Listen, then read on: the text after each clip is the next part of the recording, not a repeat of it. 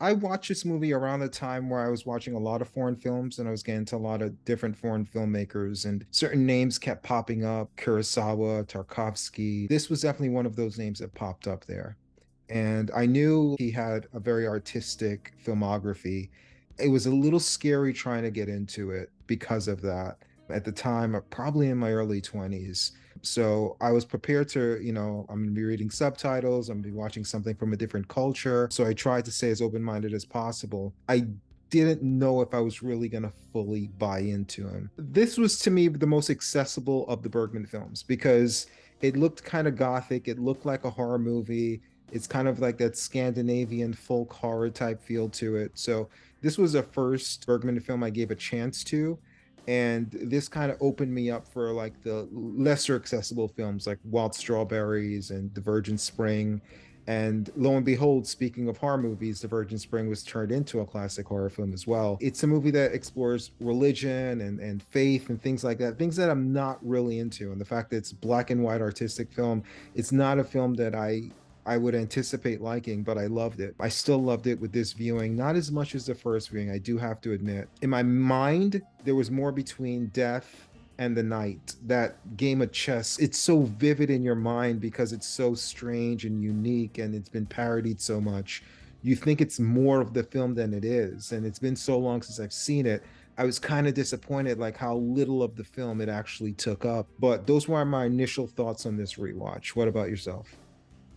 Well, that's interesting. I have a kind of a similar experience in that I had never seen any Bergman films, and I was young. I was probably 18, 19, and I was taking a film studies class, and they showed The Seventh Seal. And I actually loved it. I thought it was great. It made a huge impression on me. I watched it again. Um, but it didn't really lead me to explore Bergman's filmography. And I have to admit that this is an area that I'm kind of weak on. I haven't seen very many of his other films.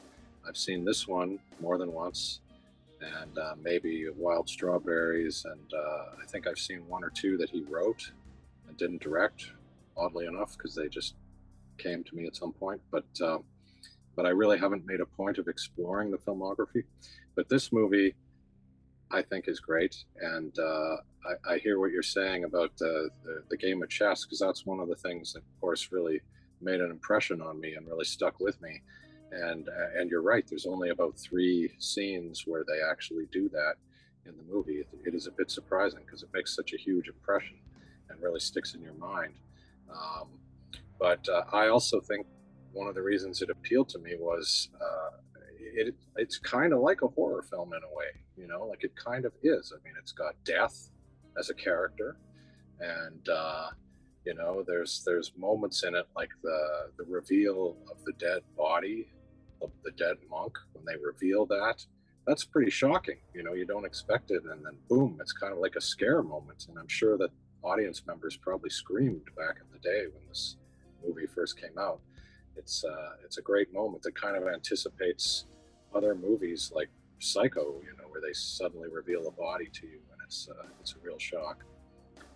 But also, one of my favorite subplots of it, I guess, is the stuff with the witch, or the woman who's accused of being a witch, and that stuff really stuck with me as well. And there's something very horrific about that. And certainly, witchcraft and witches being burned at the stake is something you see in quite a few horror films.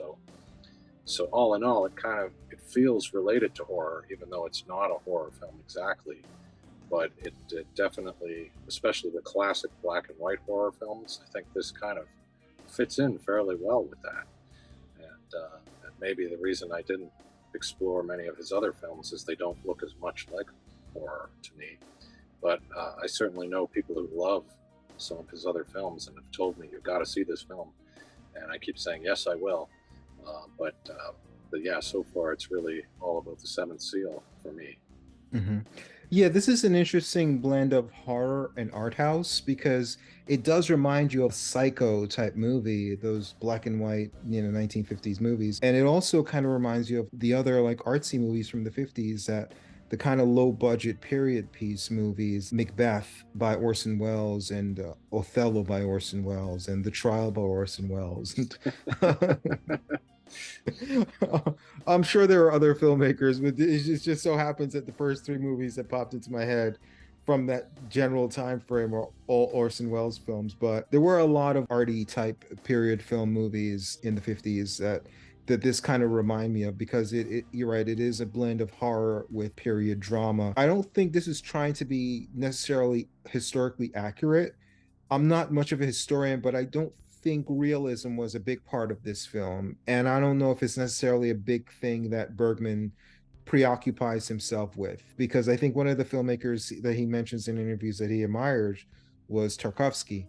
And Tarkovsky was, films are dreams, and he edits them in a dreamlike way. With Bergman, I think it's all about emotion and feel and having these philosophical debates about religion and different things like that. I don't think these characters talk like people normally would talk. I don't think the actors act in a realistic type manner. Soliloquies and speeches, and almost like Charlton Heston in the Ten Commandments. Because it's a period piece, we're like, oh, that's just how people were back then. No one, people back then were just like normal people. They had regular conversations. They used different words of the time, but I think people excuse that type of acting because you can get away with it with a period drama. And especially when you're talking about religion and big themes like that, the more bombastic themes, it's like your actors have to act that way. Everything's larger than life with their performances. The timeline, either he wanted to get the themes of the Black Death, the plague, the Crusades, and the witch hunting stuff, but I don't think those overlapped in any type of a way. I think the Crusades was probably first, then the Black Death, and then I think the witch hunting stuff, I think that lasted the longest of those three. I could be wrong, but I don't think they overlapped. But they all had themes of like dread and death and what happens after you die, and questioning everything.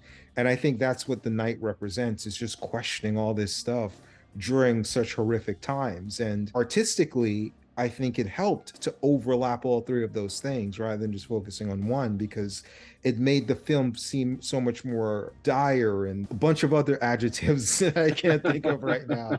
It added to that dread, that feeling of dread, that I think enhance these debates that these characters would have, and the presence of death. I think all of that kind of enhanced the themes. I don't think it's very realistic though, but I don't knock it because it was very intentional. Yeah, for sure. And Bergman was a theater guy, right? He directed a lot of theater, and to me, this is a very theatrical movie. It's almost like a piece of theater. Some of that stuff you're talking about with the style of acting, it's almost Shakespearean at times. It feels like a Shakespeare play, and I mean, just having death on stage as a character or on screen as a character, like that's very theatrical. And there's not a lot of special effects. It's all just kind of the acting, and it's fairly low budget as well. But yeah, it always felt very theatrical to me, and having that kind of not quite realism, that just fits in with that. Um, yeah, it just always struck me that way, that he's coming from theater and he's kind of creating this film, which is almost like theater in a way. And I mean, there's a theatrical troupe in this movie, right? There's a group of actors who travel around and we see them performing. And so there's very much theater within theater going on here as well.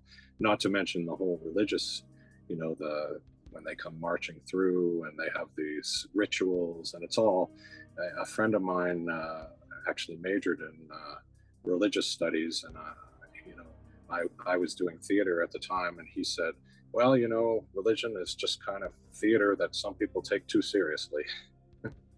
And so I think in a way, the religious stuff you see here is very theatrical, and that's part of it too, is the religious characters, in a way, they don't even believe what they're saying.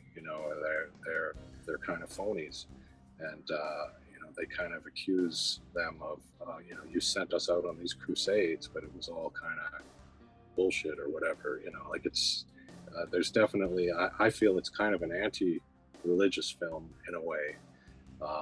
It's certainly an existential film, looking at what is the meaning of things, and the knight trying to find meaning and trying to figure out the answers, but wanting to believe in a god, but not seeing any evidence of it, and looking everywhere. And not even death can give him any answers about that. Death is just this strictly neutral figure that doesn't know anything. So, anyway, that appealed to me too when I was young. I think that sort of anti-religious, um, you know, life has no meaning kind of a point of view. I think this movie is all of those things, depending on the point of view character that you're looking at. I think the knight is clearly the character that questions everything. And he represents, the Crusades and all of that stuff. And you have the squire that is clearly an atheist. He doesn't believe in anything. He's just carefree, whatever. Just live life to the fullest. When you're dead, you're dead. And then you have the actor who clearly believes. That's the only reason I wouldn't say it's completely anti-religious, because he's the character that lives. He's the only one that sees death except the knight. And he's the character that lives, and he sees them at the end in that iconic scene. Two things this movie is known for is the main theme of the chess game, but also that iconic ending where they're all following death and they're doing that death dance. He sees that. You do have the character who truly believes through the plague, through the witch hunt, through the Crusades, through all of these reasons not to believe. The person with the most faith is the character that lives. So I don't think it's completely anti-religious. I think each character represents Bergman in a different point of view or different points in his life. Obviously, he made this at a specific point, but I think he gives each of them fair representation of why each character feels the way they do. So I think it's fairly even-handed with the approach. All three of these historically terrible things going on at the same time. It's kind of hard to keep your faith, It's like, because we do see someone get, we don't see them, but we see someone get burnt at the stake.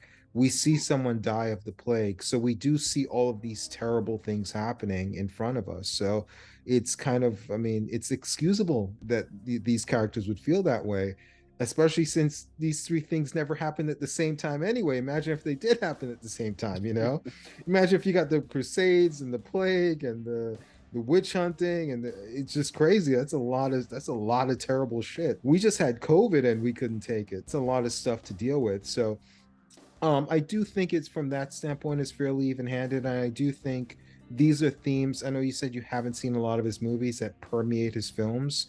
You haven't seen have you seen The Virgin Spring? I don't think so, no. Okay. That was remade into, is it The Last House on the Left? Yes. Yeah. Yes. So I've seen that. Yeah. So you've essentially seen The Virgin Spring. But Last House on the Left is just a complete horror film. The Virgin Spring is, again, something that deals with religion, where the virgin daughter, is raped and killed. And here's this religious man having these people here that he realized did this to his daughter. How does he handle that with his faith and revenge and all of those heavy elements? So these are, I think, because he had a religious background or a family that was super religious that tried to bring him into it. He had all of these like heavy questions, like, what does believing in God mean? What does that entail? How does that affect your life? Well, what if these scenarios happened? I think he's a director that had these questions in his mind, and they're morbid questions, really. It's like, these are morbid things, that he's dealing with when you talk about these themes in these movies. Do you imagine him as like a 7-year-old kid in church thinking like, man, if God is real, what if my sister was raped and killed? What would my dad do? Like, would he just like have faith in God and let God deal with it, or would he deal with it himself? I'm not saying that's what he's thinking as a kid, but you can imagine at some point in his life, all of these thoughts permeating through his head as he's dealing with religion firsthand. For myself, I'm not religious at all. I'm glad my mother never put religion on me. She never forced it on me. I'm the atheist in the group as far as the trio. Yeah.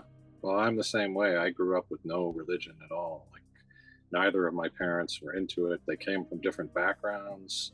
So, there wasn't even, if they were going to have religion, which one would it be, and there just never was any. We just never had it. And so to me, it was always strange when other people had it in a very strong way. I just didn't get that. But I think I had friends who very much came from a religious background and then were kind of questioning it and maybe even rejecting it. And they were, in some cases, writing songs and some really powerful stuff was coming from them, which I really liked. Where they were kind of questioning that whole thing, and in a way, that religious background gave them a lot of fodder to work with when they were creating their art. So I don't know a lot about Bergman, but I gather, that that was the same for him, that he had a lot of baggage from some, experiences perhaps in the past with religious leaders or family or whoever, that, he didn't think this was cool. And so he kind of portrayed it in his films, showing it kind of in a negative light. But I was going to say before, I called it anti-religious, but ultimately at the end, I kind of go, well, is it anti-religious or is it kind of strangely religious? Which one is it? Mhm. I'm not sure. The one of the final lines of the film is apparently something that Jesus apparently said on the cross. Uh, one of the things that he supposedly said. That's what the character, the mute woman, she speaks that line at the very end, and it's Mhm. quoting Jesus. So I mean, it's a strangely religious thing to do, right? If it's a completely anti-religious film, um, yeah. So it's interesting in that way, but certainly there's a lot in there that somebody who is an atheist or is kind of agnostic, you can kind of look, yeah, okay, here's some evidence, right? You've got the witch who believes that she's in league with Satan or with the devil, and then in the end she kind of gets nothing from him, and maybe realizes that it was all a lie, or whatever. And so to me, that was a powerful moment, and it really stuck with me. There are a lot of powerful moments in this movie. That's when you really realize what a craftsman Bergman is. Here's this big speech, here's this great moment that you have to pay attention to. Like everything is leading up to this. He kind of let the movie play out subtly, just asking questions, just pondering things. That's why I think the point of view of the knight is the most interesting one, because everyone else accepts their fate. The atheist, he just doesn't believe. He's just going to live his life to the fullest. The believer is like, when I die, God is going to take care of me. So it's like you kind of have your perspective. You do have the witch that burns, where at the end she kind of says, "Uh oh," like, Yeah. wait a minute, But I Yeah. think that's all of us. That's all of us. Yeah. Even all of them at the end, when death came for them, they were all kind of like, "Uh oh." Towards the end, you're going to have that with everyone. No one wants to die naturally. But as far as the way they lived their lives, they kind of committed to where they were, and there was no worry. The only one that worried and stressed and contemplated everything was the person who just open to listening to all the points of view. The knight wanted to hear the point of view of the witch. He wanted to understand where she was coming from and understand her point of view. He wanted to understand the point of view of the actor who believed, and of his squire as well. He went to the church and obviously was tricked by death, giving out his plan to win the game, but he spoke to death too. Like he really questioned and he tried to understand everyone's point of view. And that was the person that was the most stressed, because he understood the weight of everything. And I think ignorance is bliss. If you just fully commit to something without being open-minded, you're just committed to that thing. And the person that stresses out the most, I guess, is the person that puts the most thought into all aspects of it. Yeah, for sure. And I think one of the keys is that he really wants to believe. He wants to believe in this. And he Mm-hmm. just spent 10 years of his life in the Crusades, which means he's fighting for religion, right? He's fighting for Christianity and spreading Christianity, but he doesn't quite believe. He kind of wants to believe. He wants some evidence, and so that makes it all the more powerful that he's looking for answers and he can't find them. And he does say that he wants to do one good thing or one meaningful thing before he dies, right? He's delaying death by playing chess, and he hopes to do one thing. And I don't know. Do you think he does? Does he achieve one thing in this Well, movie? he saves the actor and the wife and the kid when he Yeah. knocks over the chessboard and he Well, starts yeah, smiling, yeah. and Beth is like, "What are you That's smiling for?" Yeah. yeah, that's the only thing. Like it could be Yeah. that, that could be his one thing. It's very subtle though. Bergman doesn't play it up. He doesn't Yeah. like the music doesn't start swelling when he knocks over the chessboard. He just kind of No, let the scenes play as they yeah, are. and you can just take it as I'm mad that I'm losing the game and I'm Mhm. knocking it over. I'm trying to delay the game, um, but yeah, it could be that he's giving them their chance to exit, and it does work in that Mhm. way. So yeah, I was left wondering, well, was that his intention? Did he Mhm. actually think this is my one good moment here, or did it just kind of happen? Um, I Yeah. don't know that it's 100% clear, but I'll take it. That's what great filmmakers do. They let you interpret things. They don't think for you. They just put the scenario in front of you and let you decide. I definitely see where you're coming from when you think it's a bleak film. The person who believed did live at the end, so he did give you something to hold on Hmm. to. But ultimately, the only thing that's clear is death. Yeah, There was no sign of the devil, there was no sign of God. You can yeah, say, yes, the person who believed in religion lived because there is a God, or you can say they lived because that was his one good thing the knight wanted to do before he died. And yeah, that was just between him and death. It wasn't between him and a God, it was just between him yeah, and death. It's understandable why it's analyzed so much. It's historic, it's great, it's worth watching. I watched this two ways. I watched this with subtitles and I watched this dubbed. Definitely a different experience oh yeah, because that's why I talked about the dialogue initially. The dialogue comes off better when you're reading it because it's very artistic dialogue. But then when you're hearing it dubbed and you understand what the actors are saying, it doesn't come off realistic. It comes off a yeah, little dated, a little stagey, a little yeah, unrealistic. It takes you out of it a little bit because it's like people don't talk like this. Either way, I mean, it's a great film, but as far as the viewing wise, I would definitely suggest watching it with subtitles. yeah. That's the only way I did watch it. I have this I have this DVD here, and Mhm. it does have both. Like I could have watched it with the dubbing, and maybe I should have out of curiosity. Was it the same? Like, was the dubbed line identical to the subtitle, or No, were they? no, No. it's a little bit Yeah, different. Yeah. yeah. Because there were times I've done that where I put on both, and I wind up having to turn one of them off because they're so different. In some Yeah. cases, it's like Yeah. that's not even the same thing. Like, what's going on here? Like two very different translations. So The dubbing wasn't as poetic. yeah, There were certain lines I'm like, wait a minute, seems kind of flat. Then I yeah. just switch back on the subtitles, be like, oh, that sounds so much more poetic. It's like Yeah, well, I guess part of the issue is when you're dubbing, you're trying to match the lips a little bit. So you're trying to you, match the you lips and yeah, you're maybe they're trying to make it sound a little bit more realistic how people would talk, yeah. maybe. And of course, there's also the issue if it's not the original actor doing the dubbing, then you may have somebody who's not as good, who Mhm. doesn't know the part, and is just saying the lines, so it's not coming out with the right emotion or the right intention behind it. So yeah, dubbing can be It's iffy. very tricky when you watch a foreign film because Yeah, there's no right answer. I mean, because when no, you're reading it, you're not paying it as much attention to the visuals. You are hearing the actor's performance, but you don't know the nuances of that culture and how the acting, like there are certain nuances that American actors do that as American you can say, oh, you can really appreciate that nuance. But when you're unfamiliar with the culture and you have an actor who does a lot of nuance type things, they could be completely lost in you because you don't know the culture. So mhm, sometimes it might be helpful to have an American actor who reads it with the nuances that you're familiar with. Oh my God, like if I was Japanese, that little subtle thing he does triggers something in me that makes me think, oh man, that's like really authentic. yeah. How the fuck would I know what's authentic, Yeah, in Sweden or Scandinavia, So yeah, I don't know. true. That's true. Max Yeah, von Sydow, I think this was his first film, or at least his first film with Bergman. yeah. Yeah, He was early in his apparently quite career. young. He was Yeah. quite young, hey, like 26 or 27 or something. Yeah, he definitely looked older. Oh But yeah, I he has never like would a have. very rigid, hard face. He looks a lot Yeah, older. yeah, This is one of the more historic director actor combos.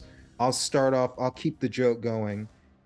One of the greatest director actor combos out there is Orson Welles, the director, and Orson Welles, the actor, bringing that whole thing full circle. Scorsese and De Niro and mhm, Kurosawa and Mifune or Mifune, however you pronounce Toshiro's last name. You have a lot of these great combos out there, and this is definitely one of the great combos. For sure. And of course, he went on to become quite a big star in lots of movies, not just in Sweden, but all over.